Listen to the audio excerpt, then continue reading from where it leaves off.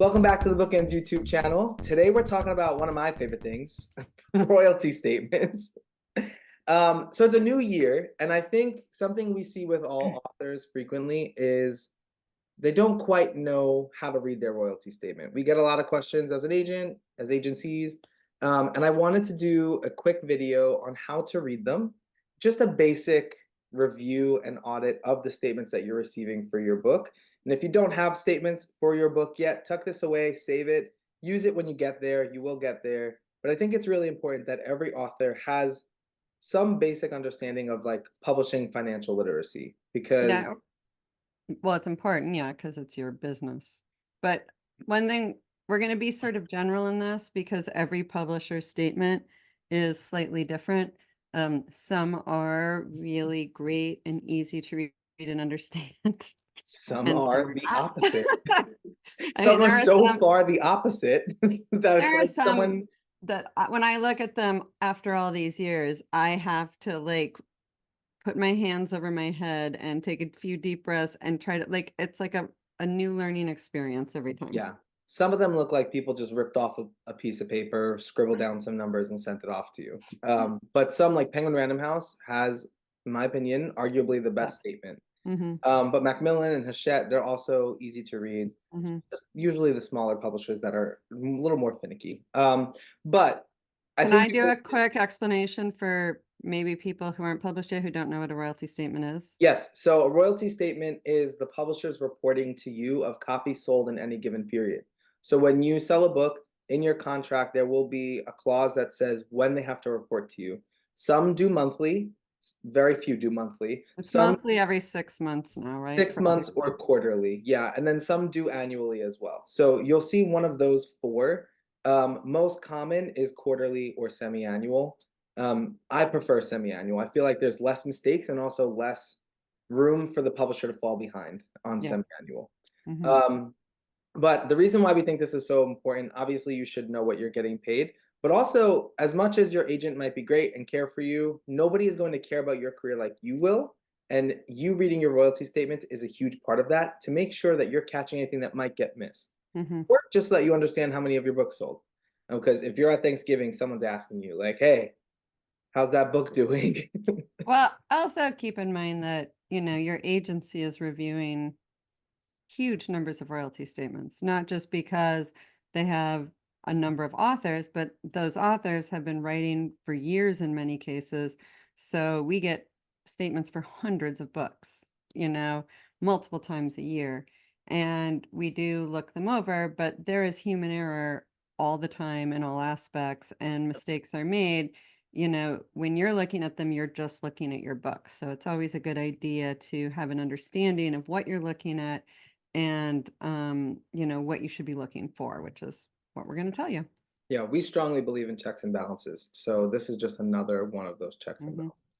But like Jessica said, we're going to be pretty general. So I'm just going to explain how they're usually set up and what you can do to make sure that everything is in order.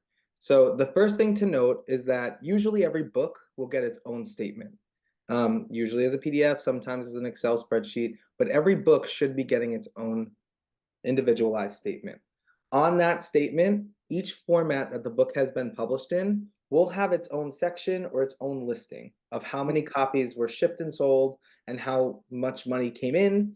So you want to look, go ahead. I'm sorry, these are the formats by the publisher who's sending the statement. So if you're published with HarperCollins and you've been published in hardcover, trade paperback, and mass market, all of those formats will be listed. However, if your book has been published in France, that will not be listed necessarily in this way because that's a format published by a different publisher, even though it comes through HarperCollins. Yeah, So so that's, I you will just have wanted a to clarify. section for your domestic sales, and then you'll have a section for your subsidiary rights, and the income that your publisher received in that period for any of if for your French sale will be listed in the subsidiary rights because it's a third party, basically. Yep. So all third party licenses will be in a separate section. Everything the publisher sold will be in this section, the first section. Yep. So then each listing will have the amount of copies shipped or the amount of copies returned. Returns will usually be in parentheses to denote negative. And then there will be the amount that the publisher receives for that. And next to that, you'll see the royalty rate that is applied to that format. Those royalty rates should match what's in your contract. And this is something we see happen fairly frequently where the wrong rate is applied or an escalator doesn't kick in, meaning when you sell a certain amount of copies, your royalty rate might increase. So making sure that what's on your royalty statement and how it's being applied to the amount of copies sold matches your contract is one of your most important steps. Yep. And then doing the math. So if they sold X amount of copies, they received this amount of money, apply your royalty statement and make sure the amount they're paying you matches 10% of the amount they received. Yep.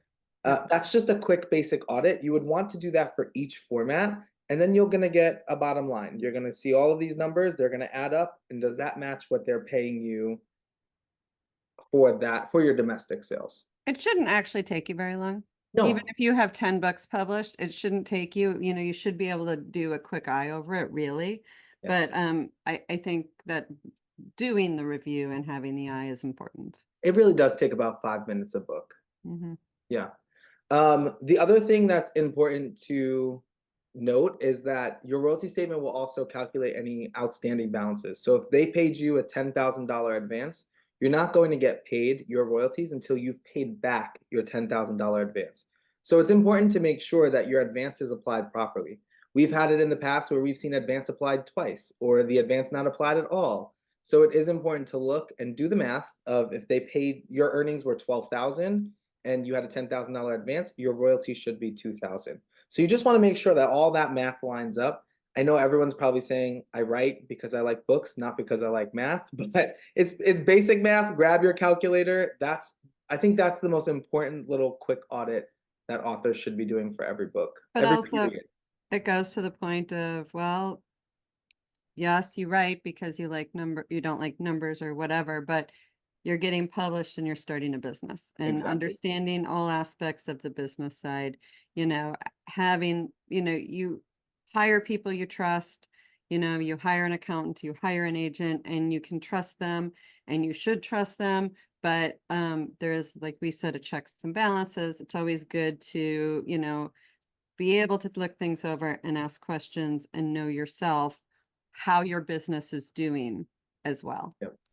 The other tip that I will give you is that if something big happens, like if,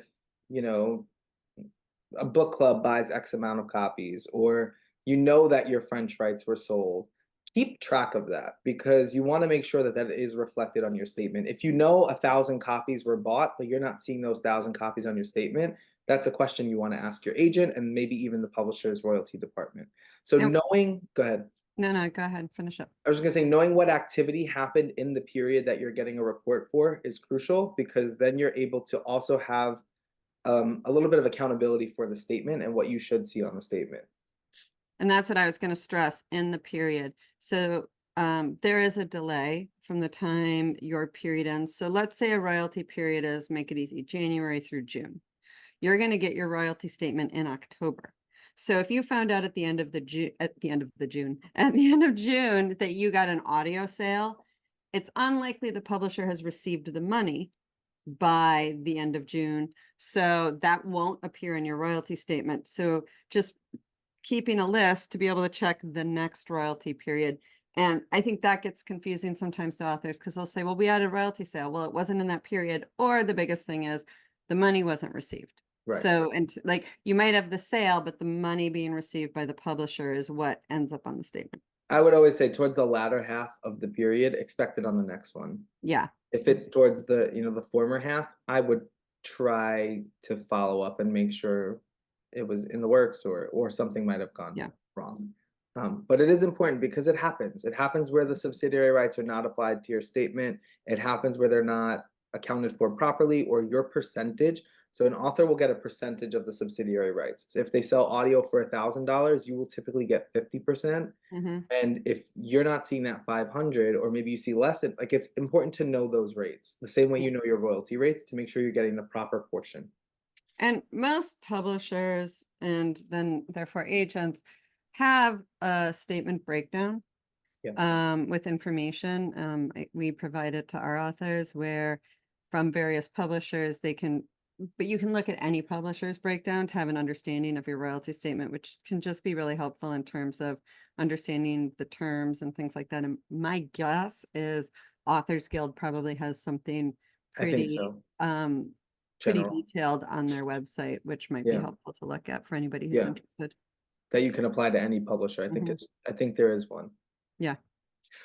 We hope this was helpful. If you are getting royalty statements, do this every time. You never know what you're going to find. It's crucial that you're doing that. That your agent is doing it. Ask the question of your agent.